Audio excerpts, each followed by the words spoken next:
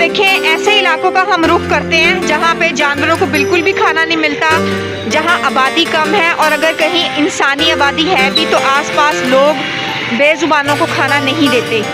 ये हमारी एम्बुलेंस है, इसमें हम तकरीबन 40 से 50 केजी डेली खाना लेकर आते हैं। जहाँ जहाँ जो भी हमें मिलता है हम खाना देते हुए जाते हैं। जो ज़ख्मी होता है या जो लवारिस बच्चे होते हैं उनको हम शेल्टर ले जाते हैं।